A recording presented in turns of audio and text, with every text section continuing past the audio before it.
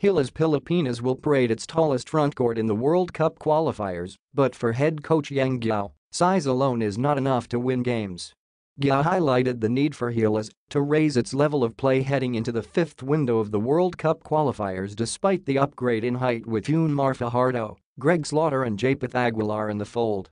The three PBA giants could form a formidable version of a triple tower while Poy Erram, who is also included in the nationals' 12-man lineup against Kazakhstan, could provide a steady inside presence.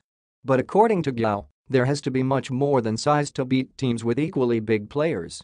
We have the size, definitely, with this team, but what we're trying to do also is maximize, not just the size, but some quickness with it, because these guys are going to play with guys who might be bigger than they are, he said during an episode of Rappler Talk.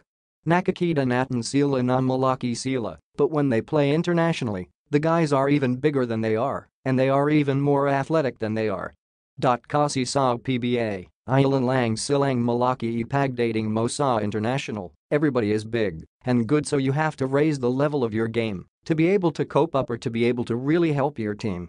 Gilas takes on Kazakhstan at 7:30 p.m. on Friday, November 30th, at the Mall of Asia Arena. In a string of two new games last week against Jordan and Lebanon, teams with agile big men who can also shoot from the outside, the Philippines had trouble pulling off wins.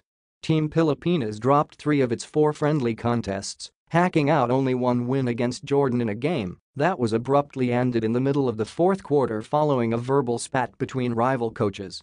Heading into their battles against Kazakhstan and Iran on November 30th and December 3, respectively, Guiao expects his big men to face an acid test.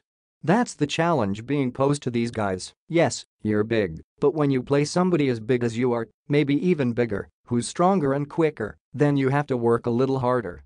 A win against both Kazakhstan and Iran will bolster the Philippines' chances of making it into the World Cup.